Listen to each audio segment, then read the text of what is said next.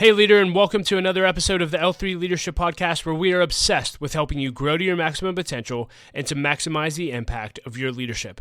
My name is Doug Smith, and I am your host. And if you are new to the podcast, welcome. I'm so glad that you're here, and I hope that you enjoy the content and become a subscriber. If you've been listening to the podcast for a while and it's added value to your life, it would mean the world to me if you'd leave us a rating and review on whatever app you listen to podcasts through. That really does help us to grow our audience and reach more leaders, so thank you in advance for that. Well, leader, in this week's episode, you're going to be hearing me be interviewed by my friends Tom O'Boyle and Nate Devlin on their podcast, which is called the Scattered Seeds Podcast. If you haven't subscribed to it, I encourage you to check it out. And in our conversation, you're going to hear me share my story. I talk about the importance of having good friends.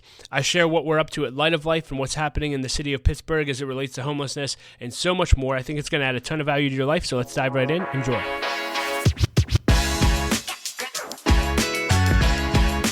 You're listening to the Scattered Seeds Podcast, where every life has a story. To hear somebody's story and to hear how the story of Christ and the gospel intersects with somebody's life so that their story is taken up into the story of Christ. There's no better story to hear.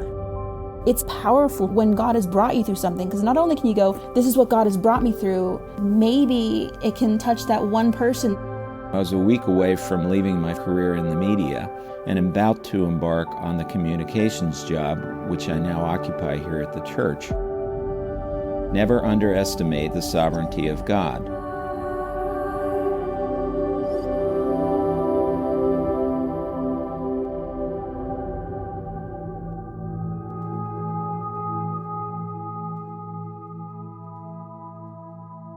From dealing drugs to feeding hundreds, today's guest has gone from being a bad influence to someone whom the Lord is using to reach others daily. Doug Smith is currently the Assistant Executive Director of Pittsburgh's Light of Life mission, working with past guest Jarrell Gilliam and Hutch to bring help to the homeless of the greater Pittsburgh area. So join Tom, Nate, and Doug as they explore the path the Lord has led him on and the slap in the face that helped him find it. Welcome back to the Scattered Seeds Podcast, where every life has a story. So, Doug, welcome to the Scattered Seeds Podcast. It's great to see you. Honored to be here. I've been following you guys for a while, so love the work that you do. Oh, thank you. Fellow podcasters, I always love talking shop with you guys. What's the name of your podcast? The L3 Leadership Podcast. L3 Leadership. Yeah. What are the three L's? That's what everyone always asks. Yeah, learn, launch, lead. So we believe leaders should be in a continual cycle of those three things. Learning, launching whatever's in their heart, and then ultimately leading wherever they are. Yeah. Is that an independent organization that you started? Or? It is, yeah. Okay. Yeah. I started around 2014. Okay. Any collaboration with Pittsburgh Leadership Foundation? Yeah, so it's actually, I guess how L3 started, and I can share more of my story later, but basically my life was headed nowhere really, really fast. I was a drug dealer on my way to being a drug addict, alcoholic. My life turns around through Christ. And I ended up on staff at this church, Victory Family Church in Cranberry. Pastor Larry Betancourt, I don't know if you know him through your Geneva connections, but... I know that name. I could trace it, I'm sure, but it's a very familiar name. Yeah, he handed me a John Maxwell CD, and I never knew there was such thing as personal development, personal growth, and I listened to it, and I felt like I was Neo in the Matrix. I transcribed the entire lesson. I said, give me everything you got. And so this passion for personal development just went off in me, and for years, literally 2 or 3 hours a night, I'd be listening to personal development, and eventually got to a place where it's like, hey, I want to start doing for others what John Maxwell and others have done for me. 2012, I went through the Pittsburgh Leadership Foundation Collaborative. It was the first time I heard, for those listening, if you're not familiar, Reed Carpenter and Sam Shoemaker, the whole vision of Pittsburgh being one day more famous for God than steel. And every time I'd get around that, my heart would just explode with vision. And so much so that I called Reed Carpenter and I said, Reed, I feel called to do for my generation what you did for yours. What should I do? And he just said, Doug, just start gathering people and see what the Holy Spirit does. And so there was 20 of us on Mount Washington. We prayed over the city, and I said, hey, I don't know what it's going to look like, but we're going to develop leaders in our city, and we believe if we'll invest in develop leaders in all sectors, that we can ultimately win the city for Christ. And so that was almost 10 years ago now. And so we have a podcast that has over 400 episodes. We do mastermind groups. We've had a one-day conference a few years. And that's all a side project along with, full-time job. And at Indosha, we help transform visions into results. What does that mean? We often work with companies who are doing amazing things that have incredible products and services, but fail to communicate what they do properly and market themselves effectively. We passionately serve entrepreneurs, business leaders, and visionaries to see what's in their heart and their visions for the future come to life. We do that by providing fractional marketing leadership and creative execution all in one. That's what we call VCMO. With VCMO, you get a marketing director and a team of creative professionals to help execute all of your marketing needs, all for one monthly cost. How do we do all this? We do it 3 ways. Number 1, we get your vision. We get excited about your mission and your trajectory as a company and come alongside to see you go further, faster. 2, we have a team of talented strategists and creatives to get all of the work done. And 3, we flat out work freaking hard for you and your company. Reach out today. Let's start a conversation. So that was the short story of the long arc of your life. So let's get into the details. Yeah. So I grew up in Wexford, went to North Allegheny, and I had a pretty normal family life, I'd say, till 6th or 7th grade. And 2 significant things happened at that point. One is I got invited to go to a Baptist camp, which still exists, Slippery Rock Baptist Camp, right off the Slippery Rock exit. And for the first time I heard the gospel, my camp counselor brought me into the cabin and said, "Doug, do you want to make Jesus Christ the Lord of your life?" And I said, yes. Knelt down right there and prayed and invited Christ into my life. And so instantly felt called into ministry. I wanted to be a pastor. This was in 7th grade. Wow. And they started bringing me to a church here in Crafton called Middletown Road Baptist Church. And I went to a church picnic right after that camp, saw this beautiful girl, and I said, hey, I think I could go to this church every week. Yeah. And so I did. I had a crush on it. It turns out it was the pastor's daughter. Oh. And I joined the choir. Because she played the piano, and I could see her forehead sticking out from over the piano. So, anything I could do to be around her. But the pastor started mentoring me, and it was a beautiful thing. But at the same time, my mom got diagnosed with a rare nerve disease. If you've ever had your feet fall asleep or have pins and needles, she started having that 24 hours a day. Neuropathy? Or what? Polyneuropathy. Okay. I'm not exactly sure what the term is, but yeah. It wasn't MS. A lot of people ask that. But the doctors ultimately didn't know how to treat it. So she ended up using a walker, ultimately ended up in a wheelchair, and really ended up in bed most of her life. So dramatically shifted the way our family did family. I went from having family nights every week to my dad working 2 jobs. He was a bus driver in our school district. He would drive for Giant Eagle trucks on the weekend. So he was never home. My mom was in bed all the time. So I had no boundaries as a 13-year-old, which as a 13-year-old, it's like the greatest thing ever, But summer of 8th grade, I remember being in the woods with a bunch of friends. This kid pulls out a pipe, and I'm like, oh man, this is what they tell you about in school. That's when I first started doing drugs, and by the end of that summer, fell totally away from God, wanted nothing to do with him, and basically stopped trying in school, determined that I would never amount to anything. Had to go to summer school every single year just to get to the next grade. In 9th grade, I found out that my mom... Pipe, was it crack? No. Oh, thank God, no. But it was just marijuana. But that's what I started with. But then I found out my mom had these pills called Oxycontins, and so it's basically synthetic heroin, and I found out there was a market for those. So I would steal pills from my mom and sell them in our high school, got into acid, and basically was just partying all throughout high school. Fast forward to my senior year, my mom had gotten so ill, October 2002, that she ended up passing away. And when she passed away, this was so strange to me. I grieved, but not in the sense that she was gone. I was actually relieved because the last 6 months of her life were horrible. I saw her suffer unimaginable things. And so when she passed, what did bother me and what I did grieve was I didn't know if she had a relationship with Christ. But I didn't know why that bothered me because I didn't care at all about Christ. Mm-hmm. But every night I'm getting drunk, I'm getting high, and my head would hit the pillow at night, and these thoughts would just come to me like, you're going to be 70 years old one day and still be being tormented by the fact of you not knowing if your mom knows Christ. And so that torments me for about 3 months. And then one Saturday morning, literally out of nowhere, this woman calls me. It turns out I'm related to her. She's a lot older than me. I had no relationship with her. I was 17 years old. And she called me and she said, Doug, I really felt like the Lord put you on my heart this morning. And he wanted me to let you know that I was actually a nurse in the hospital with your mom. And I led your mom into a relationship with Christ a few weeks before she passed. Wow. And I think God wants you to know that. She's related to you? She's related to me. In what way? To this day, I don't know. I think she's my cousin. So we're friends on Facebook. Yeah. I thank her every year because that phone call, when she said that, my knees hit the ground. I don't remember anything else she said. Tears going down my face. And I just said, God, whatever you want for the rest of my life, I'm yours. How old were you then? I was 17. That was the first time for me that I learned that, one, God loved me so much that he would have someone call me. 2, he loved my mom so much. I know a lot of us pray for loved ones who don't know Christ, and the reality is even when people lose people and they're not sure, I tell them, listen, God loved that person so much. Like, God loved my mom so much that he sent probably so many people her path, and for whatever reason, it was this woman, Chrissy, who got the opportunity to lead her to Christ. And so that was the turning point for me. And then 2 weeks later, again, another God moment, got invited by a girl to a Bible study. This Bible study was started by a mom in our high school. I found out she was a mom, just had a passion. She felt like God led her to start this Bible study 5 years before I went there, and she was scared to death to start it. She ends up doing it. 150 kids were going to this Bible study from North Allegheny every single week. They actually had to reset the foundation of their house because of how many kids were going. And it was just a mom with a passion for Christ.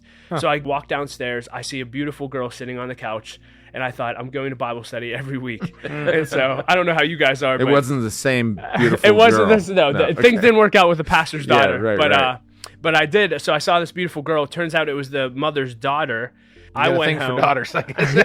I know, but I do wonder. I'm like, how many men actually follow God because of a beautiful woman they saw somewhere that follow God? Probably a lot. Probably a lot. Yeah, right. So to wrap up the story, basically, I walked home from that Bible study, reignited a fire for God in me, and I went home that night and I told my high school friends. One, I called my shot. I said, I met the woman I'm going to marry, which was the girl on the couch. Spoiler alert, that's my wife today. Wow. My wife, she left Bible study that night. She went up to her mom and she said, I can't believe Doug came to our Bible study tonight.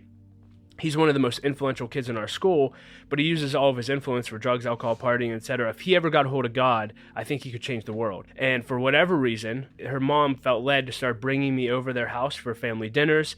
Her dad is the dean of, or was, he just retired, was the dean of admission at Carnegie Mellon University for 45 years. And they became a family that basically adopted me as a 17-year-old and showed me an entirely different way of life. They showed me what a godly family looked like. They showed me what a godly father and a husband looked like. They brought me to Victory Family Church, where I ended up interning, and that was really the turning point, this family taking an interest. And I guess the last thing I'll say here is, I was sharing my story with actually my tax advisor who went to high school with me, and he said, Doug, I've known you for a long time. How many people do you think that were in your situation actually make it out?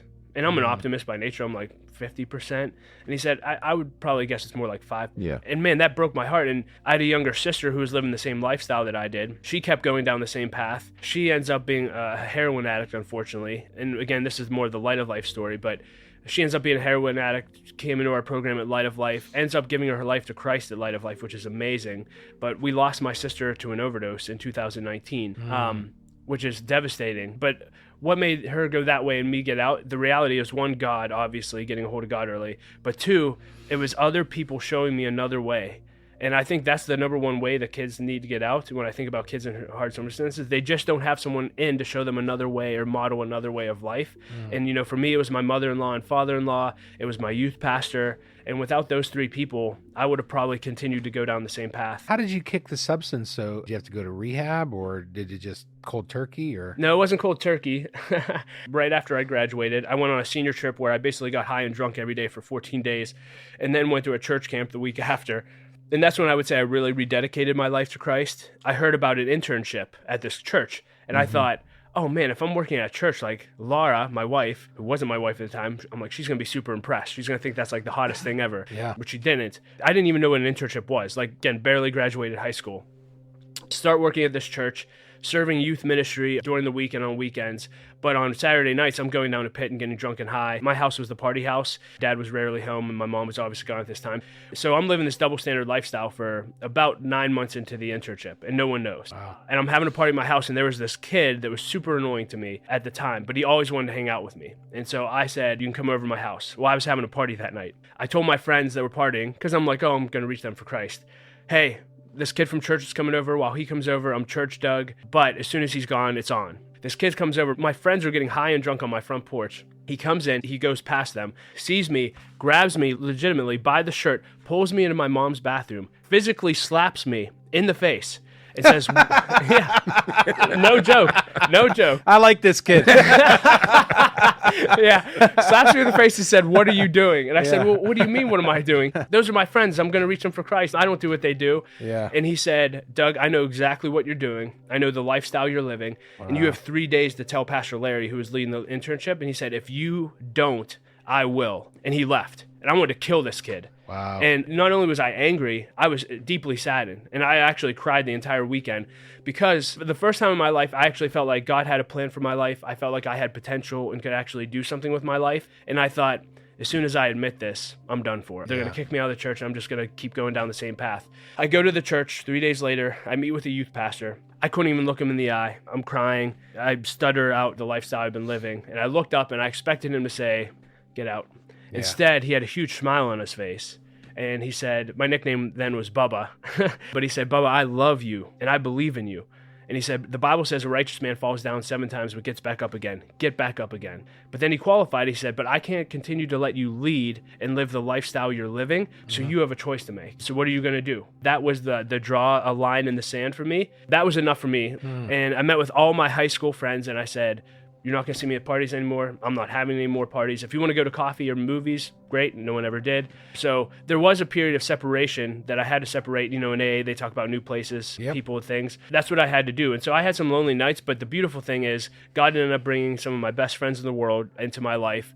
And I remember meeting with the kid that slapped me. Never forget this. And I said, hey, I hated you, but I think you may have changed my life, and I want to thank you for what you did. I told him what I did with my friends, and he shared a quote with me that I share all the time, changed my life. He said, Doug, let me tell you something about friends. Friends love you the way that you are, but real friends love you enough not to let you stay where you are. And that's when it hit me. My high school friends were my boys, right? But they were my boys if I was on my way to being an alcoholic. But a real friend was willing to literally grab me by the collar, slap me in the face, and say, you're better than this. And if it weren't for him and the grace that a youth pastor showed me, I would have been back on that slippery slope. So that was kind of the turning point for me as far as saying, I'm done with all of this stuff. I'm not looking back. And I never did. You stay in touch with him, the slapper? Oh, yeah. Yep, I thank him. Gratitude's a really big practice. Still slap you? Or? No, he lives far away, thankfully, yes. Yeah. I don't let him know anything that's going on in my life. Or I keep him at a distance. he might enforce change. That's right. Yeah, I learned my lesson there. Wow. So that's high school. What happens after high school? Do you go to college? Yeah, so my father-in-law, I don't know if I would have gone to college. He, CMU guy. Oh, my mother-in-law, pretty soon after I started attending Bible study, got diagnosed with brain cancer. It was lung cancer that went to her brain, had a tumor. And so that was a whole journey that we went through with her family, and we lost her in 2004. I think I would just started going to community college because that was the only option I had. And Mike was really big in my role in my life. But at the funeral, all these people were here, and the president of Carnegie Mellon's there, and he gives a speech and he thanks me. And he said, Doug, I just want to thank you for your part in our family. Hopefully I can talk you into going to CMU one day. I'm like, I barely graduated high school. I can go to CMU. Like, this is it. I'm going to go to Carnegie Mellon. What do I need to do? I talked to my wife's brother, and he's like, just talk to Dad. Ask him. So he's shoveling snow one day, and of course, I'm trying to be a future in-law and help. And I just said, hey, Mike, what do I need to do to get into Carnegie Mellon? And he just looked at me and laughed and said, I think you should apply somewhere else. So he broke all of my dreams, and that was the end of that. But I would have never survived. So I went to community college for 2 years, which I loved, and then went to Robert Morris, ended up on staff at Victory Family Church and youth ministry afterwards, and then had an identity crisis in the middle of that, which ultimately led me to going to Light of Life, where I've been for 14 years, and I'm happy to dive into any of those let's stories. go into the identity crisis. Yeah, really. It sounds like what was that? So this was right after graduating high school? No, so this is... I mean, youth ministry will do that to you. Yes. So I'm in youth ministry, young 20-something in ministry. What did I want to be? A mega church pastor. What was your degree in at Robert Morris? Business. Yeah. Okay. Just as general as possible. Okay. And I wanted to be the pastor of a mega church. Why? For me, it was about influence. My hero at that time was John Maxwell. Yeah. I'm seeing what John's doing. I want to make a big impact with my life. If I had to summarize it, if I'm able to speak to, thousands of people every week, that's how I can make the biggest difference. Yeah. I think especially in today's world, you look on social media, now what do kids want to be? YouTube influencers. And yeah, there's a money element to that, but I think more than anything, people want to make an impact. I guess I'll just share openly.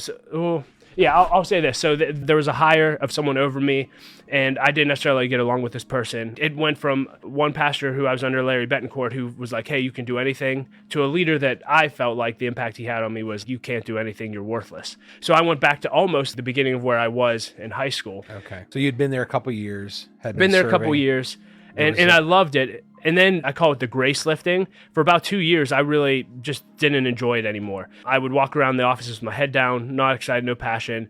I end up leaving the organization because Larry asks me to help him plant a church, Champion Life Church in Chippewa, which is still there today. So we leave. Where in Chippewa? We started in Black Hawk High School is where we started. Okay, yep. Mm-hmm. So I went there and he's like, hey, I want you to come with me, but I can't pay you. And so I was looking for a job in business, etc. And the identity crisis was I went from being on staff at a big church to a startup with no people to making money to not making money. How old were you then? 26, 27. Okay. Were you married yet? About to get married, yes. So you're about to get married. You leave a steady job with income and an influential church in the community to obscurity with no income. Yep. So big confidence boost. Yeah. Okay. So looking for a job in corporate, had a consulting gig lined up, but they're like, hey, we can't start you for 4 months. I walk out, just God moments, again, going back through my story. I walk out of this interview. It was 7:30 a.m. from the consultant company at Panera Bread in Monroeville. My phone rings. It was a woman that went to Victory. She was on staff at Light of Life. She was the development director at the time. And she said, Doug, I know you're looking for a job. A position at Light of Life just opened up for the volunteer coordinator. Why don't you come work for Light of Life for a year, and then you can go work on the church when they can pay you? I ended up interviewing, got the job, and for around 6 months, I'm working at Light of Life. I'm doing this church thing, and I'm just depressed because I'm thinking, I see no path in me making an impact. I actually told my friend this, I'm ashamed that I said it this way, but because my dream was to work in a mega church, I said, man, what am I doing working at a homeless shelter? But by the end of that first year, I had totally fallen in love with Light of Life, and I fell in love with the work that we do, and I fell in love with the North Side. I fell in love with our city. So about a year into my time at Light of Life, I started getting that spark back, and I was a horrible volunteer coordinator. Let me just be clear, like the worst. I have no administrative capacity, but you're all vision. Yeah. Well, my boss said, hey, you're really good with people. Yeah. Why don't you get into fundraising? And they threw me into fundraising, and now I've been there for 14 years, ended up being the development director. But that was really a game changer for me. At the same time, I mentioned my sister earlier. A year into my time at Light of Life, my sister came to me. She was 5 months pregnant with my nephew, and she said, I need help. And I said, what do you mean you need help? And she said, I'm a heroin addict. Wow. And I had heard rumors that she had done that, and I had no idea what to do because I had never gotten into that. And so I reached out to our program director, and for 9 years, Light of Life walked me, my family, and my sister through her addiction.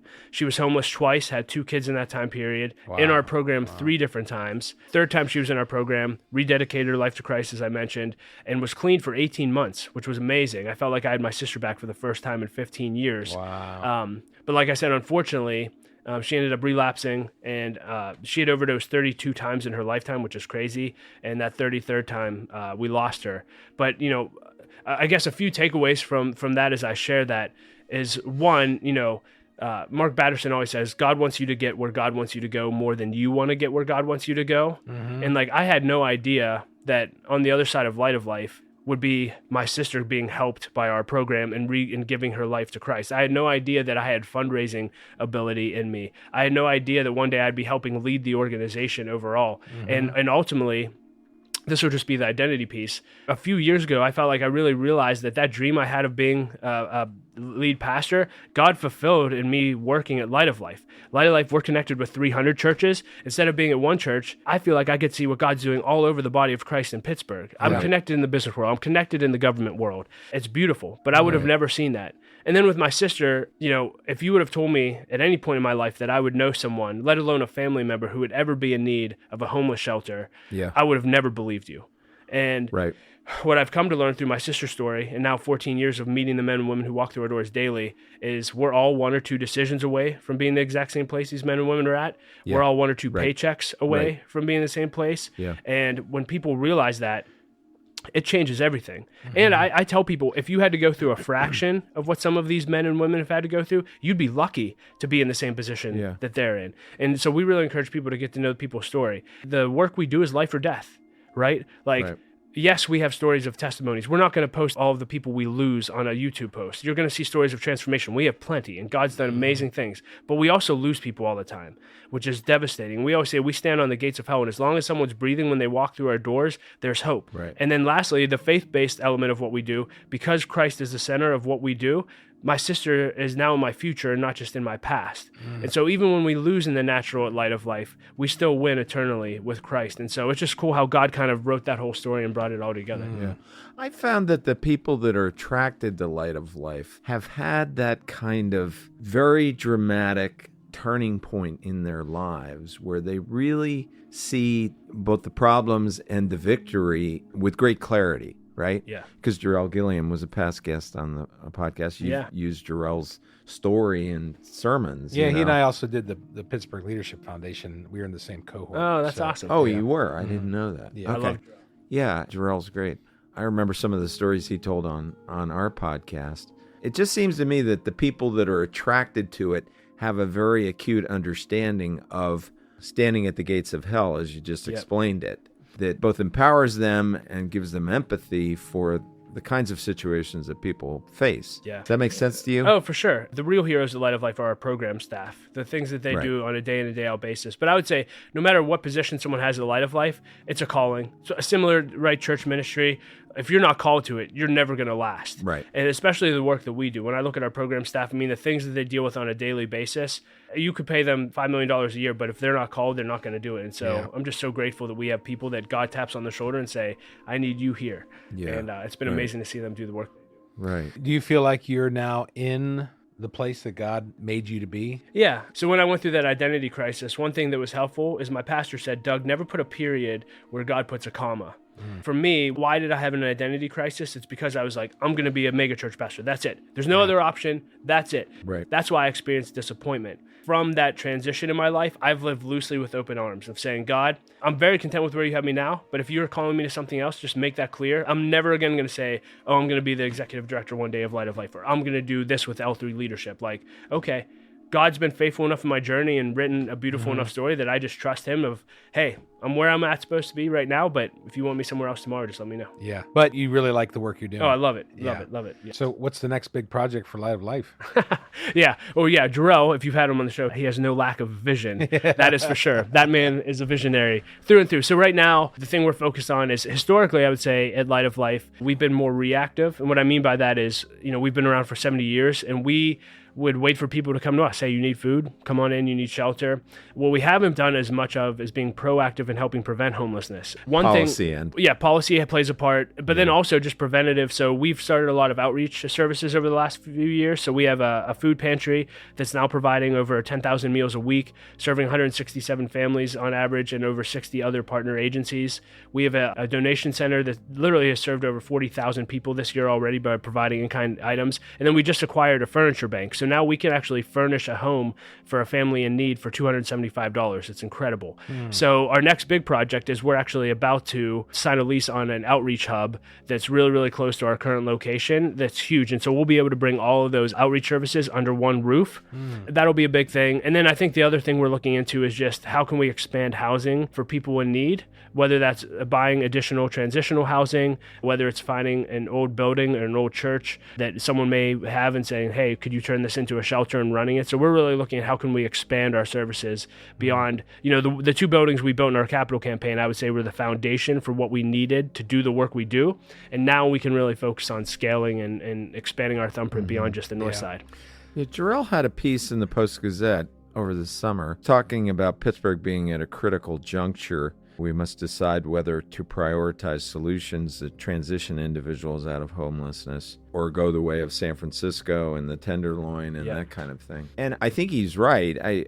I cycle a lot, and I've been cycling a lot this past summer with my son who just moved back from California here. We would usually cycle out to McKeesport, but some days we would go the other direction. And the number of homeless encampments that are in Pittsburgh, you would pass 3 to 4 encampments of 10, 20, 30 people, some of which had bars right in front. I remember one particular tent that we passed that literally had alcohol outside on a stand. And it was shocking to me. And so when I read that piece, I thought, he's right. I mean, we might be on the cusp of something.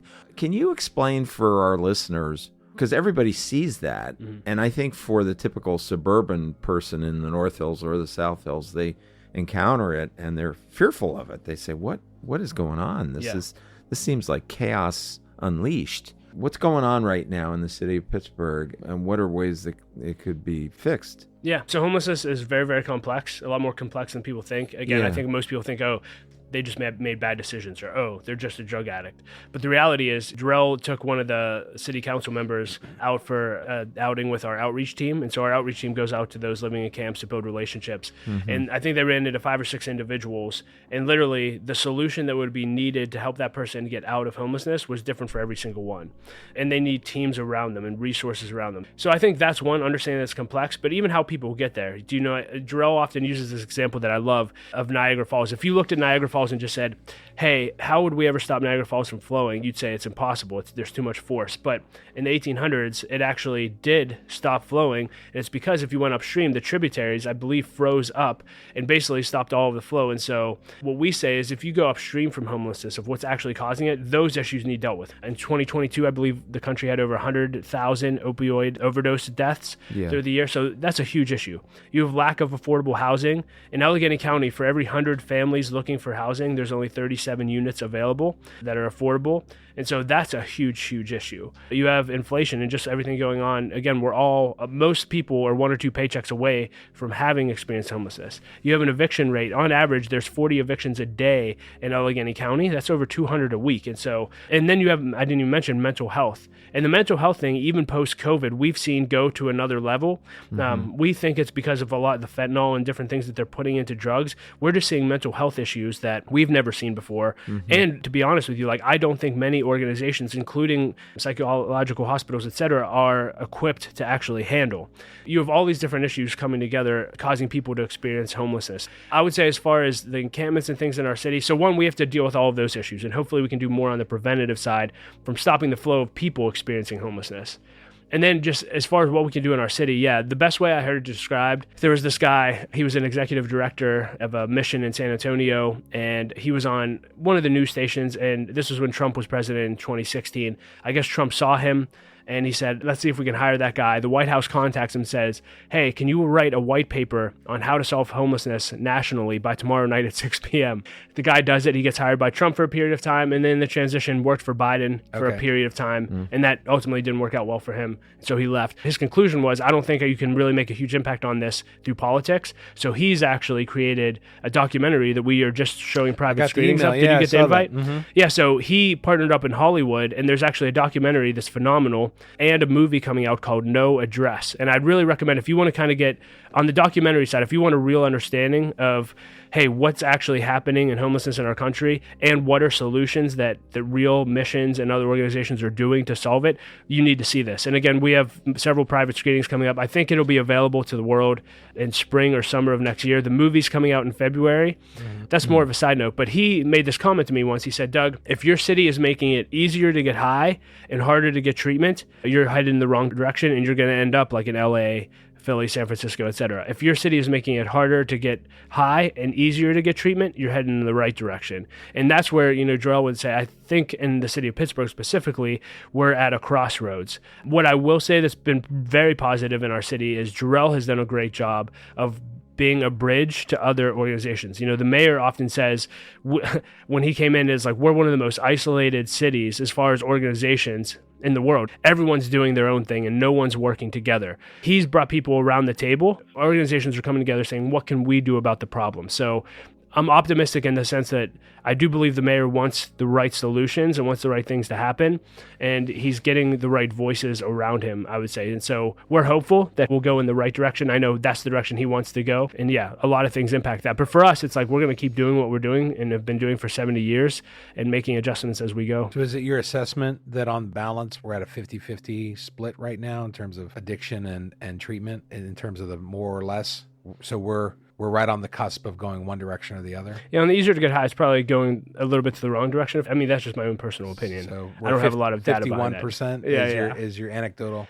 So there's still time to make adjustments, but if we don't, I think so. Momentum's going to swing. And then it's coming around people. Jarrell talked about in his article, housing first is a really big push from the government. Yeah, I didn't understand what that meant. Yeah, so housing first is basically let's just get people off the street and put them into housing, which again is important, but housing first actually statistically has only worked for about 25% of the homeless population. What they've done with housing first is they put people in homes, but they don't put any wraparound services around them. Jarrell always says the opposite of addiction isn't sobriety, it's community. We're really big on community at Light of Life. Like we want you to have a healthy community to be a part of. Even if you're living in a camp, if you're with other people, it's still community.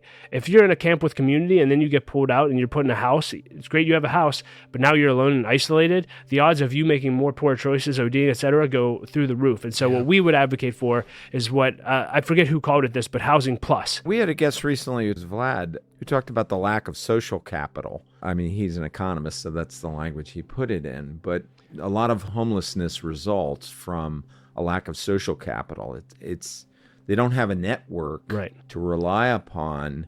You know, maybe it's family or whatever that network might be that would enable them to get the help they need. Oh, and that's why we have a street outreach team. It's the relationships.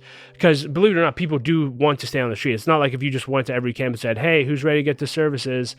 Not everyone's going to go with you until we say the light bulb goes off. And for us, I don't know when the light bulb will go off. I don't know how long it'll take. But when it goes off, we want to have the relationship with you where you call and say, hey, Lloyd from Street Outreach at Light of Life, I'm ready. I don't want to live like this anymore. Can you help me? Can I come in for a night of shelter? Can I get into one of your long-term? Can you help me get housing? That's where the social capital comes in. And I think we need to do a lot more on the relational side. I always use the example. There was a guy that we helped. He was in the street. He was actually a mayor of an encampment for 17 years. He was on the street. And the mayor of an encampment. Mayor, yeah. They had their own system. Mayor? Yeah. I mean, literally. Yeah, there's leadership within camps. Not every camp, but this one. They had their own way of getting food and all these different things. And he never wanted help until one day, for whatever reason, he did. So our street outreach team was able to work with other organizations. We were able to get him housing on the north side. He actually volunteered with us for many years.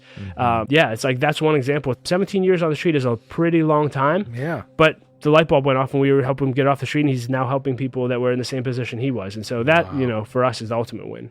So you have people in your organization that actually try to meet with folks in the encampment and try to bring them back into some sort of solution. Yeah. Is the problem now so overwhelming that there's so many of them and so few of you that it just can't?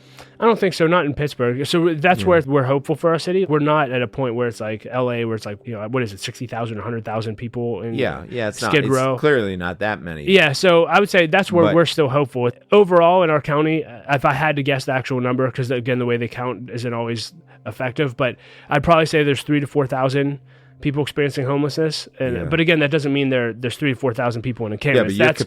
That's people staying in shelters. That's people couch surfing with their family, staying in abandoned buildings that no one sees. But your capacity to deal with it is what, a couple hundred tops, right? And that's where we need other organizations, and that's where we need to grow and work. It's going to take all of us. The reality is, the city's not the answer. Light of Life's not the answer. Bethlehem Haven's not. It's all of us coming together and trying to tackle it. So we may have different philosophies of care, but again, sometimes you need that, right? Like, some Light of Life might be a great place for one person, but the other shelter down the street may be a great place for someone else. And so that's where it takes a lot of unique approaches and a lot of people coming around. But in its totality, the system doesn't have enough capacity to deal with 3,000 or 4,000. Right. And that's where I think we're looking for creative solutions. So that's why you want the housing first. Housing plus, I would say, yes. Yeah, housing plus. That's part of it too. It's going to take multiple strategies and multiple organizations all working together to really put it in. And is that starting to crystallize? I mean, those organizations talking to each other and some sort of buy-in on the part of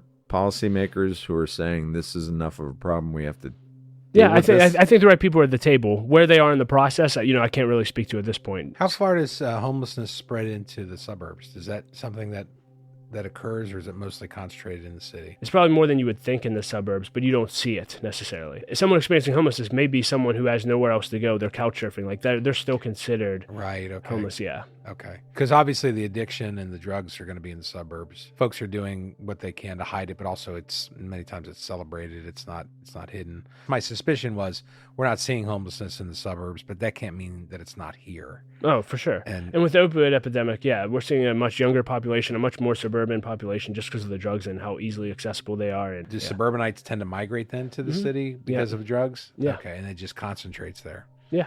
Okay.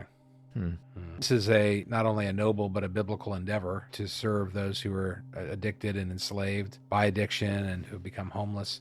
What is your sense of how the church intersects with all of this work? What does the church need to do to be helpful? Yeah, I think they could do more. I know one thing in Joel and I's heart is to help equip churches to have their own shelters, whether that's on a rotating basis of like, could you turn in a part of your church to a shelter for a month and house 15 people? I think being educated is one thing. I think that's like you guys are having questions like, hey, what's really going on? Yeah. I think a lot of people are asking those questions. We get them all the time. As far as how churches can help, specifically at Light of Life, so we have thousands of volunteer opportunities every year. If you've never been to the mission, we'd love to come give you a tour. And then obviously financially supporting the mission is always a huge blessing to us as well. We're primarily run by private funding, so individual churches, businesses, foundations. We get a very little government funding. We're very grateful for that. But yeah, asking the church, what can we do in our community? Is there a homelessness issue in our community that we don't know about or don't see, and how can we help with that? I think that could be a great charge to the church. Well, let's talk about leadership, because that seems to be the other thing that you're very passionate about. You got this podcast, 3L. What are the 3 L's again? Learn, launch, and lead. Obviously, that was an interest from the time you read Maxwell. Yeah. Why the fascination about leadership? For me, I think leaders are the ones that make things happen. When you influence a leader, you're not just influencing one person, you're influencing everyone that person influences. And so I think it's the quickest way that you can make an impact in the world.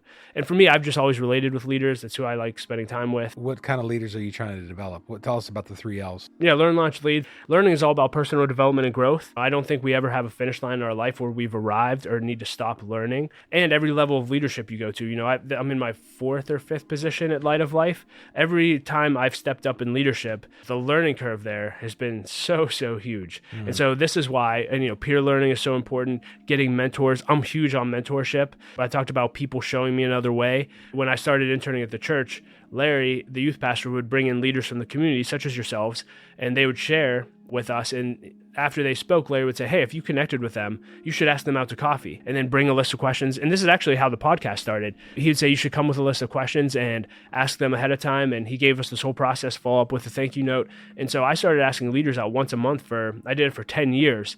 And after 10 years, all my peers started saying like, wow, you could spend time with all these cool leaders. I wish I could. I'm like, you probably could if you just asked. Yeah. You'd be surprised who will spend time with you. But that's when I saw an opportunity. I thought, well, what if I started recording my conversations with leaders instead of just me having coffee with them and share them with the world? And that's how the podcast was born. But again, learning. And then launching is, hey, at some point, you got to go to the next level. At some point, if you have a dream in your heart, you have to launch it and go for it. So that's what launch is all about. And then lead is just, how do you make an impact in the world? At the end of the day, it's great that if you learn and you have a great position in your organization, but what are you going to do beyond your 4 walls, whether that's your house or whether that's your church or your nonprofit or business, that's going to make a huge impact? And that looks different for everyone, but we really encourage people to ultimately go after their biggest contribution they can make with their life.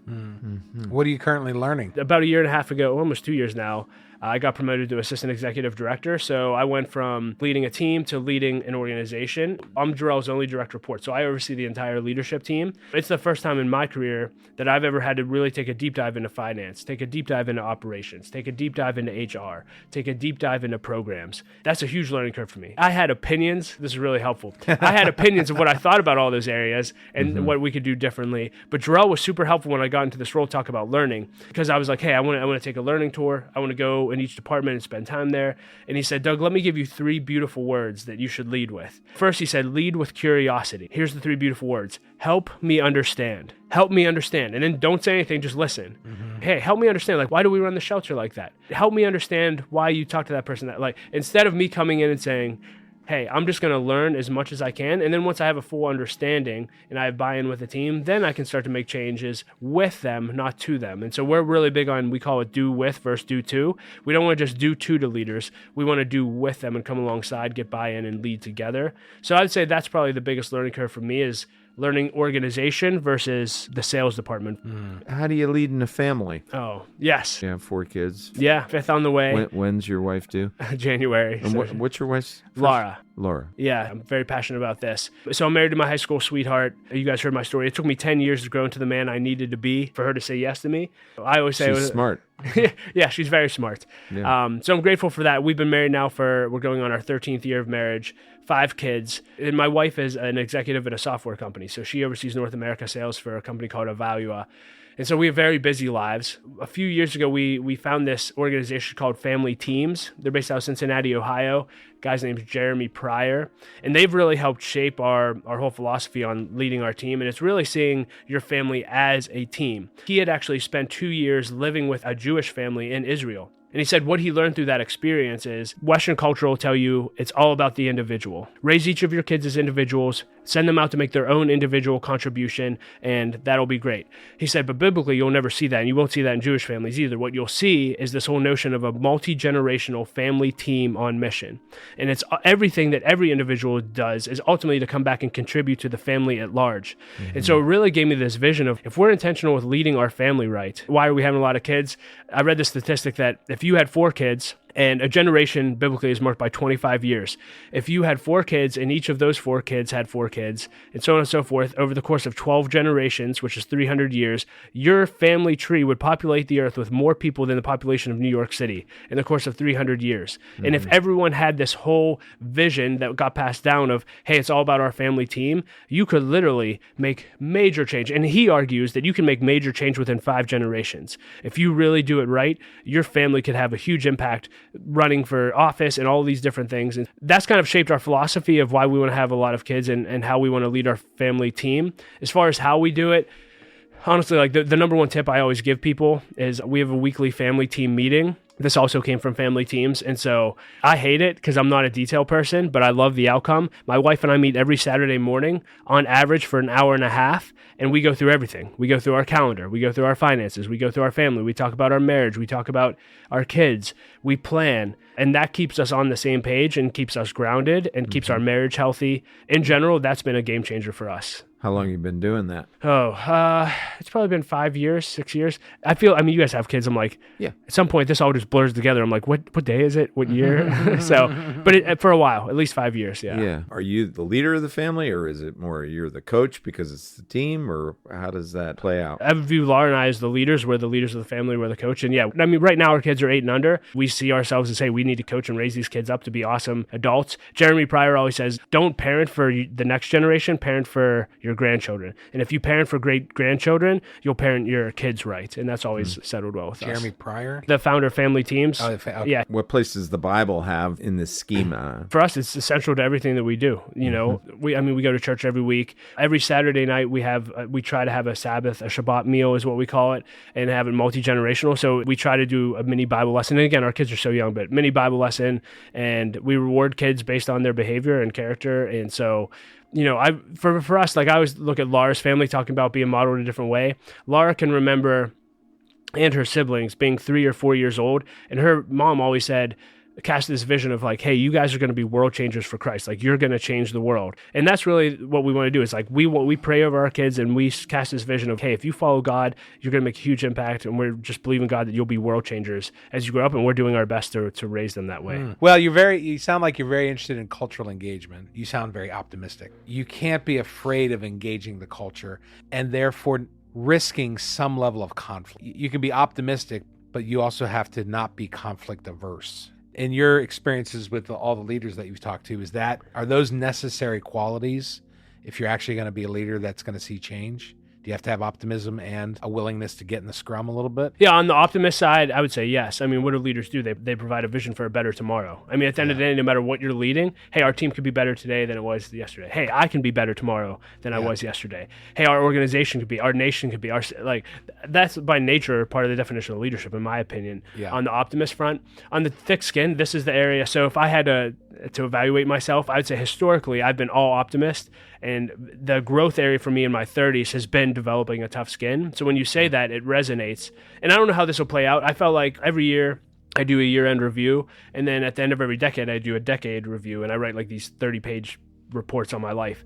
And when I turned 30, I felt like God spoke to me, said, Doug, in your 20s, I gave you a foundation to build your life on. In your 30s, I'm going to give you something to say. And in your 40s, I'm going to give you a platform to say it.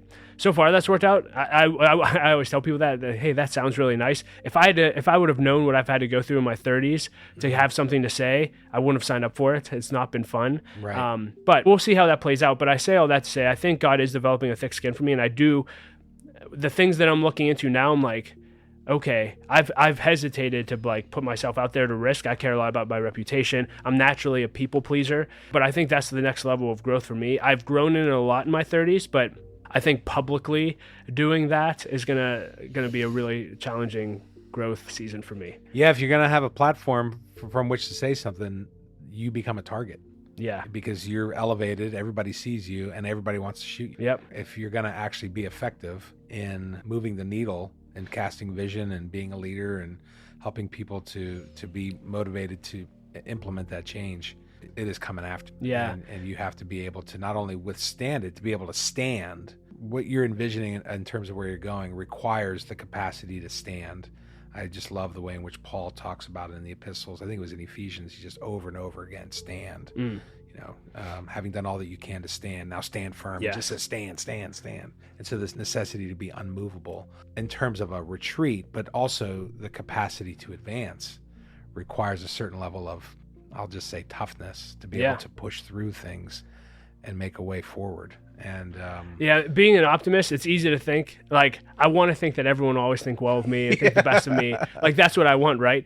I've been listening to this guy named Patrick Bet-David. And he just really challenged me. There's this book I'm reading right now because of him called like the 33 Strategies of War. And it's like, man, there's some evil people out there who, you know, and the Bible says, man, we have an enemy that comes to steal, kill, and destroy. And that's a reality. That's true. And so I think the optimist in me has to also deal with the realism of, hey, life isn't this warm, fuzzy, everyone's great. Those things are happening. And I'd say the one thing that's really helped me in my 30s, I had the opportunity and privilege of having lunch with John Maxwell. And I asked him about this people pleaser thing, because this was me, especially in my mid-30s. And he said, Doug, I had the same problems you did. And my CEO, Mark Cole, had the same problem. And he said, I came to Mark one day. I said, Mark, the good news is you're a great leader and everyone loves you. The bad news is your leadership isn't good enough to get them where they need to go or the organization because you care too much about what they think about you. Yeah. And he's like, well, what do I do with that? And John's like, I had to make the decision early that I would always love people, but I would not depend on their love. I would say that again, because that changed my life. I will always love people, but I won't depend on their love. And for me, what I recognize in that is part of the reason I'm afraid to put myself out there is because I'm way more dependent on the love and admiration of others than I like to admit. And hopefully I'm speaking for a lot of people, but that's a real challenge for me. But in the times where it has gotten tough and I had people speaking against me, that's really helped. It's like, well, hey, I'm going to love you anyway. And I was a people pleaser too. Were you really? Yeah, I had the same problem. What did you do about that? I grew up. I grew up. Okay. Yeah. Say more. It's not my podcast. It's yours. But well, you had to go through some. You had a. Oh well, I got. You know, I have a story that I Listen to actually his- did listen to share. his I was podcast. episode 100. Yeah. He tells his story. Yeah. Okay. You had to go through some pain. Oh gosh, yeah, enormous amount of pain. I think that's actually my wife and I have been engaged in the periphery of light of life for a long time.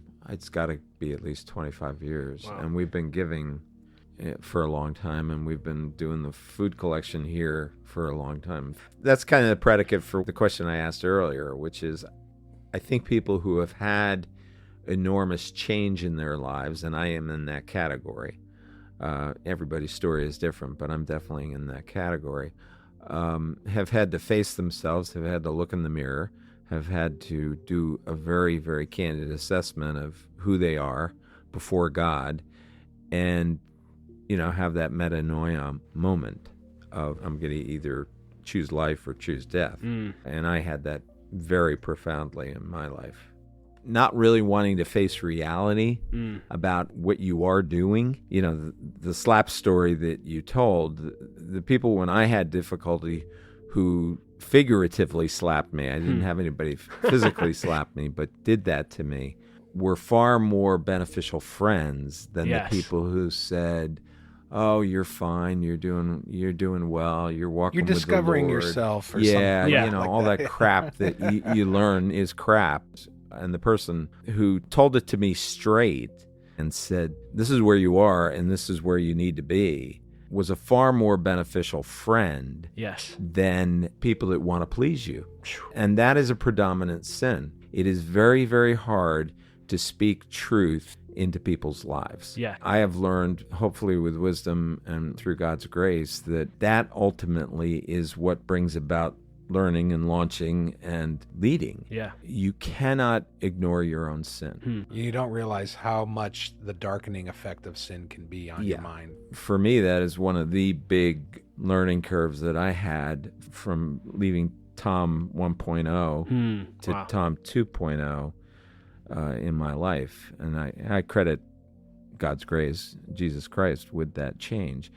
But Light of Life has always had a special allure to us, Louise and I both, where the change element is so front and center at a place like Light of Life. When you get to the precipice of hell, you have no other choice but to change. I've been there personally. Another thing I'm passionate about, I think will add value to listeners, is we talked about this. I think leaders hit a point of pain, and usually some point in their journey, and if they can either, like you said, go the healthy way or unhealthy. And if they go unhealthy, my pastor told me once, he said, I think only about 2% of Christian leaders actually make it to their finish line intact and actually fulfilling the call of God on their lives. And that, as a young 20-something, always scared me. And so I'm really interested in longevity. For me, it's all about community. So I lead one of the mastermind groups I lead. I call it a pastormind. There's 13 of us, all ministry leaders in our city, pastors. And the vision for this is that every leader needs a community in which there are three things: fully known, fully loved, and fully challenged. Fully known means, hey, I have a place where I can show up and share my stuff. I can share the worst of me. And number two, I'll be fully loved, just like that youth pastor loved me and said, hey, you've fallen, it's okay. But then also fully challenged. Sometimes I don't need a hug and a high five. Sometimes I need a slap in the face, literally or figuratively. And that's what this group does. And so we've been meeting for 3 years. And to see these guys come together, it's been a beautiful thing. We've cried together. We've laughed together. We prayed together. And one of the guys that was sharing with us, we brought in a pastor from Florida that mentors me. And he said, guys, when you're struggling with something, like, you don't have to tell everyone. You don't have to go on a podcast and confess all of your sins, but you do have to tell someone. He said, the people you need to tell are the people in this group right here. Why? Because they couldn't care less. And it's because they couldn't care more. Man, I found that to be so true. And to see these guys that we've been meeting now for 3 years, every one of them has come to me in tears saying, I didn't know how bad I needed this group. It was like, what did you need? And at the end of the day, it was friendship. And I think leadership can be so lonely sometimes. And so that's what I encourage. Like, it's so rare to have someone speak the truth and love to you, like you said. But if you, as a leader, unless you intentionally seek that out, it's rare that it's going to happen to you. So I don't know what you guys did to intentionally seek that out. But for me, it's been that group and through mentorships that I have found giving people an open voice to speak into my life anytime with anything that they see has been super fruitful. And the best friends have that. That slapping incident that you described, what was the pivot point for your life? And I'm talking about 20 years later. You look back on it and you say, this is the most beneficial thing that ever happened to me. One story I told on my podcast was my relationship with Jack Welch, okay? Supposedly the greatest manager and executive in the history of, and I wrote a book about him. And don't read his leadership books. I've read one. What's that called? It's yellow. No, it's been a long time. At any cost. It was the contrarian view of Jack Welch. But Jack Welch, he threatened to sue me 12 times. In the course of the book I was writing about him. It turned out that those incidents in my life, I gave God great thanks for bringing that to me, because it was the fiery furnace that I needed, that was a pivot point in my life. And so and you're going to make me listen to the podcast to get this whole story, right? Like, I interview people all the time. I have like 30 questions. Anyway. Well, do what you wish. Thank you for sharing your story. It's a powerful story. Yeah, I'm glad he slapped you. Thank you. Thank you both. And thanks for scattering seeds all over the world through this podcast. Thanks for littering. You said it. Yeah. And keep up the good fight at Light of Life. Yeah. Say hi to Hutch, too. Yeah. He's everywhere. I've never met a volunteer that's not their number one staff member. Yeah. Well, he's a past podcast, I guess, too. You had Hutch. We went to Light of Life. Yeah, we did. And did the podcast 2 years there. ago. I think I do remember this. 2 years ago. Yeah. So, quick story to end on. Hutch. If you don't know Hutch is one of our graduates in our program. Yeah. And he is on staff now. He works in our kitchen. He's phenomenal. One of the greatest people. We had a podcast for a short period of time at Light of Life. Kind of like you did at the end, like, hey, is there anything else you'd like to say? And Hutch goes, well, I don't know if I'm allowed to do this or not, but if there's any single ladies out there listening, I'd love to take you out for a burger. And he started going through this whole pitch. Oh, it was so beautiful. Unfortunately, we haven't been able to find him a wife yet. But so if you're a single woman out there listening, the great man named Hutch. Hutch, I love you. That's great. Yeah. Thank Thanks, you all. Doug. God bless you.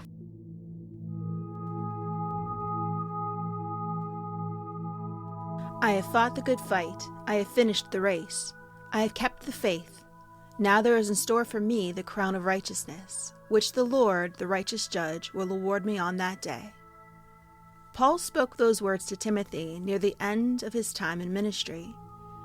It had been a long road and a hard one, filled with trials, tribulation, and moments of pain. In fact, as he was writing this second letter, he was sitting in a prison cell in Rome. But Paul was content because the Lord had sustained him.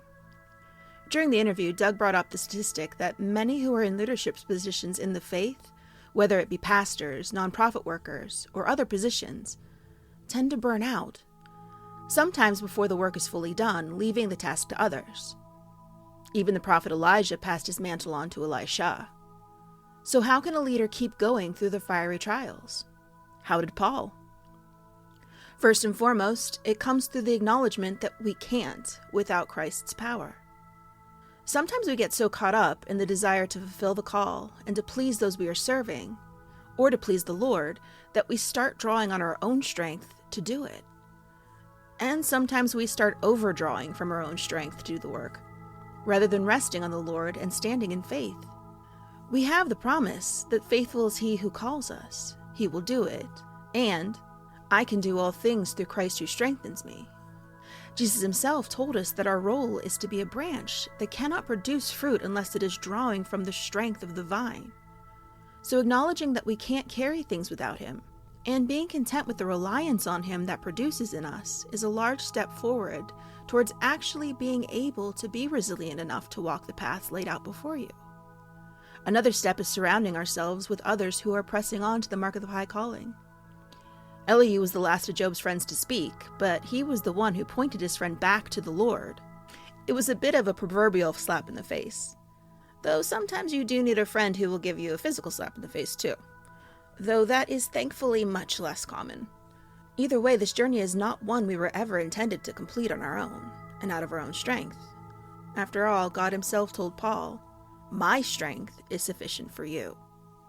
So don't despair if the path is hard.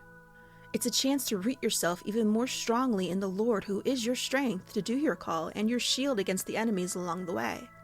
We are called to do great things, whether it's to lead one dying woman to the Lord, or to feed hundreds who have nothing else over the holidays. Each of us has a purpose in God's grand design. And we have the God of the universe ready to step in and give us the strength we need to obey him. We just must surrender our striving and our ambition. But as Paul said, that's how we gain Christ. And a relationship with him is worth the laying down of every accolade and plan that we can come up with. So my question, dear listeners, this holiday season is, are you ready to rest in his strength and let him lead you all the way to the end of your race? He's waiting for you. If you want to know more about how to start a relationship with Jesus or how to grow in your faith, you can contact our show at info@thescatteredseedspodcast.com. Thank you for joining us for another episode of the Scattered Seeds Podcast. We hope to have you back next time on the show, where every life has a story.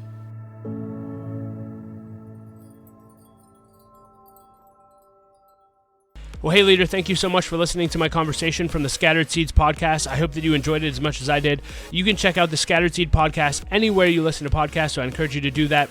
I also want to thank our sponsor, Andosha Marketing Solutions. They are the producers of this podcast, and if you are looking for help with your organization's marketing, I cannot recommend them enough. You can check them out at andosha.com. That's ANDOCIA.com. And as always, leader, I like to end every episode with a quote, and I'll quote Jim Rohn, who said this. He said, "The challenge of leadership is to be strong but not rude, be kind but not weak, be bold but not bully, be thoughtful but not lazy, be humble but not timid, be proud but not arrogant, and to have humor but without folly." Love that quote. Well, that's going to wrap up today's podcast. As always, remember, leader, don't quit. Keep leading. The world desperately needs your leadership. We'll talk to you next episode.